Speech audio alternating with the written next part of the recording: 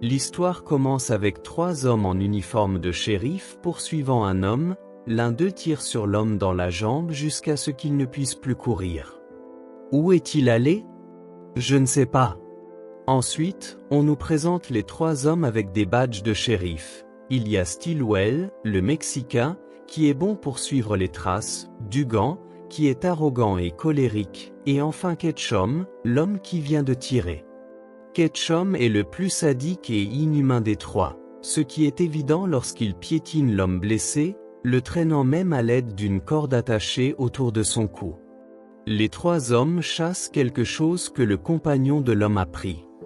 Lorsque Ketchum parvient à obtenir ces informations, il s'approche de lui de manière décontractée et froide, même si l'homme supplie pour sa vie.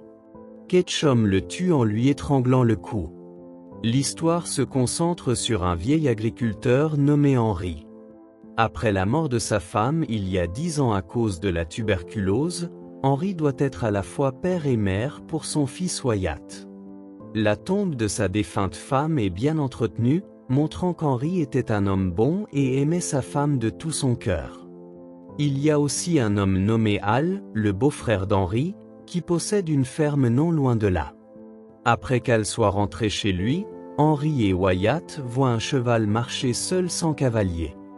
Ils vont vérifier et trouvent des taches de sang, indiquant que le propriétaire du cheval a été blessé et qu'il pourrait être tombé quelque part. Henry dit immédiatement à Wyatt de retourner à la maison, bien que Wyatt veuille l'accompagner. Henry prévoit de suivre la trace du cheval pour voir si le propriétaire est vivant ou mort. Après avoir roulé sur une certaine distance, Henry trouve enfin le corps d'un homme qui semble être le propriétaire du cheval. À son examen, l'homme semble être vivant malgré une grave blessure par balle. Cependant, ce qui surprend Henry, c'est un sac contenant une grande quantité d'argent. Ne voulant pas s'impliquer, Henry voulait quitter l'homme, mais sa conscience l'a poussé à revenir, à prendre l'homme et à couvrir ses traces du mieux qu'il pouvait, afin que personne ne réalise la scène. En arrivant chez lui, Henry demande immédiatement à Wyatt de l'aider à soigner l'homme blessé. Henry se rend compte que cet homme doit être en difficulté ou pire, chassé par quelqu'un. Le pressentiment d'Henry est juste, car cet homme est poursuivi par 3 hommes avec des badges de shérif, à savoir Ketchum et ses 2 collègues. Le lendemain matin, comme l'homme n'était pas encore revenu à lui, Henry lui attacha les mains au lit par précaution, craignant qu'il ne devienne agressif et ne fasse du mal à Wyatt. Henry prévoit de retourner sur les lieux et demande à Wyatt de rester et de veiller sur l'homme. Pendant ce temps, Wyatt a été interdit d'utiliser des armes à feu par son père. Alors que Henry était parti, Wyatt prit en cachette l'arme que Henry avait cachée et s'entraîna à tirer derrière la maison. Le nom de l'homme blessé est Curry. Nous sommes plongés dans son cauchemar, où tout l'enfer se déchaîne. Curry, qui était enfant à l'époque, a vu un criminel être abattu. Il se souvient des mots de l'homme, « Garde la tête haute, tout ira bien, tu seras d'accord. » Pendant ce temps, Henry était arrivé près des lieux. Il voit 3 hommes, Ketchum et ses 2 collègues, qui ont réussi à suivre l'évasion de Curry. Ici, nous voyons à quel point Henry est bien formé, malgré le fait qu'il soit seulement un vieux fermier. Il se faufile habilement parmi les roseaux pour observer la conversation de Ketchum et ses 2 collègues.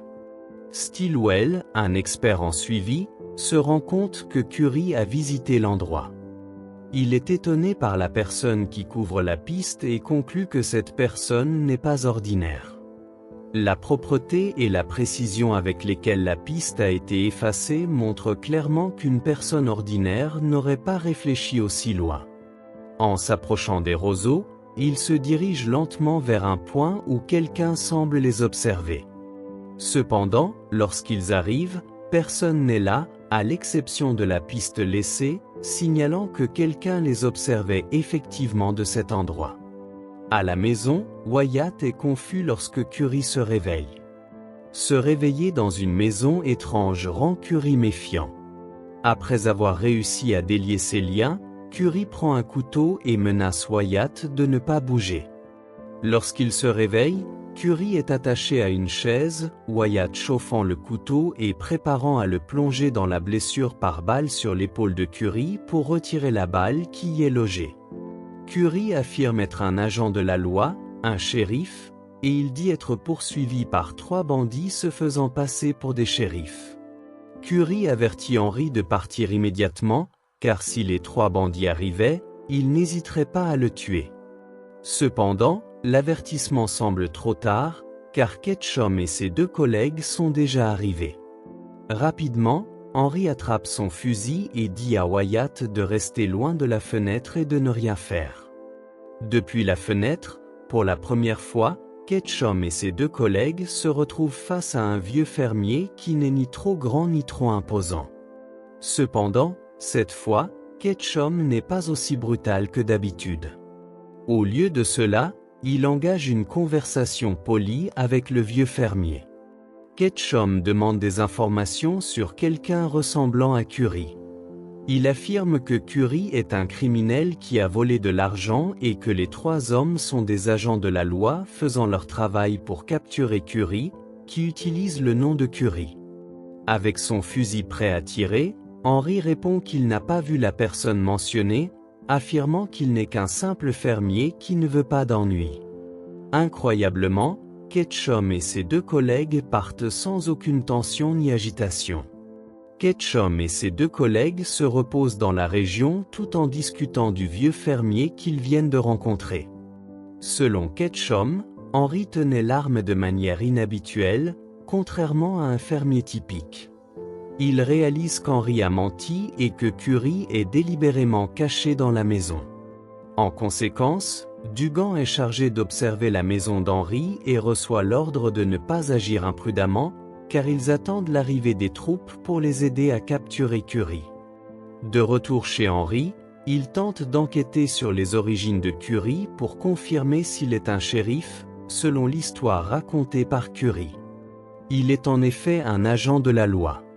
Cependant, Henry est surpris d'apprendre que Curie est né dans la région du Nouveau-Mexique, précisément dans un village appelé Fort Suar. Le village a été le témoin de la mort d'un célèbre tueur nommé Billy the Kid. En effet, Billy the Kid est réel et il est enregistré pour avoir tué environ 27 personnes sans raison apparente. Les meurtres ont été commis depuis que Billy était très jeune. Fait intéressant, Curie a été un témoin vivant de la mort de Billy the Kid. Le cauchemar de Curie était un flash de son passé, où il a vu de ses propres yeux Billy the Kid être abattu dans la poitrine, ce qui a mis fin à l'histoire du bandit cow-boy le plus célèbre d'Amérique. Henry détache également Curie après avoir senti que tout ce qu'il disait était la vérité. Cependant, peu de temps après, plusieurs coups de feu se font entendre, provenant de Dugan. En réalité, nous savons que Ketchum lui avait dit de ne pas agir seul, mais Dugan a choisi d'agir le premier en raison de son manque de patience. Henry doit saisir son fusil de chasse et se défendre pour protéger son fils et sa maison. En tant que simple fermier âgé, Henry semble très calme face à ce danger, comme s'il était habitué à de telles situations. Il tire sous la maison, juste au moment où Dugan s'y faufile, terrifié. Dugan finit par sortir et est capturé par Henry. Sans hésitation, Henry tue Dugan en noyant sa tête dans une flaque de boue, puis jette son corps dans la grange pour qu'il soit mangé par ses cochons. Le lendemain matin, Ketchum et Stilwell se rendent à la ferme d'Al, où leur objectif est de découvrir qui est vraiment Henry. Lorsqu'Al refuse de s'ouvrir, ils le battent jusqu'à ce qu'il soit inconscient. Un agent de la loi ou quelque chose comme ça, c'est ce que j'essaie de découvrir. Henry et Wyatt sont conseillés de ne pas intervenir, car Curie est bien conscient que Ketchum ne reculera devant rien pour le traquer, surtout après avoir appris que Dugan est mort. Ketchum va tous les abattre. Curie, qui se soucie toujours d'Henry et de son fils, leur demande de partir immédiatement et de le laisser gérer ses problèmes. Mais juste au moment où ils s'apprêtaient à partir, Henry et Wyatt sont surpris par l'apparition de Ketchum, qui n'est pas seul. Il amène une armée de cow-boys prêts à détruire leur résidence. Stillwell apparaît également avec Hal, dont le visage a été battu, ce qui empêche Henry de rester silencieux. Wyatt reçoit une arme pour garder la garde pendant qu'Henry négocie avec Ketchum et ses troupes. Nous sommes ici pour notre fugitif, c'est là que la mentalité d'Henry est mise à l'épreuve.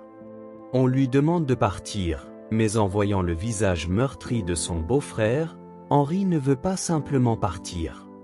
Il leur demande en fait de libérer Hal et de quitter immédiatement sa résidence. « Je vous laisserai vivre, vous entendez ça ?» Ketchum, qui avait perdu patience, tira Hal dans la tête, provoquant la sortie soudaine de Wyatt, et une fusillade éclata. « Vous êtes toujours avec nous ?» Henry, qui était retourné dans la maison, dit à son fils, « Tiens bon, ça va aller. Couvre-toi bien, ça ira. Je viens de tuer ton homme, Hal. » En entendant ces mots, Curry est choqué en réalisant que l'ancien fermier qui l'avait aidé était le légendaire tueur de cow-boys, Billy the Kid. Il s'échappa. Henry sortit tranquillement, les deux mains levées. Il prouva alors qu'il était réellement, Mark Joy, un ami. Il pouvait dégainer une arme en 0,2 secondes, éliminant ainsi la plupart des troupes de Ketchum, ne laissant que quelques hommes vivants. Henry n'est pas seulement habile avec les armes à feu, il peut aussi utiliser des couteaux pour les tuer tous avec une stratégie intelligente, tuant les troupes une par une avec un simple couteau et une hache. Il ne resta que Stillwell, qui était toujours en fuite. Il semblait terrifié après avoir vu tous ses amis morts, alors Stillwell choisit de s'enfuir. Cependant, Henry l'attendait devant, et n'ayant pas d'autre choix, Stillwell fit semblant de se rendre.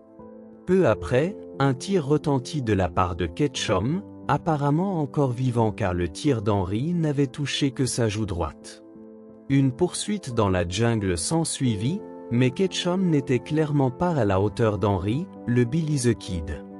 La technique de tir de Ketchum était bien inférieure à celle d'Henry, habitué à tuer des gens. Lorsque Ketchum manqua de munitions, il se rendit et fut tué par la légende du cow-boy. Une fois tout terminé, Henry rentra chez lui. Heureusement, Wyatt allait bien et Curry était encore en vie.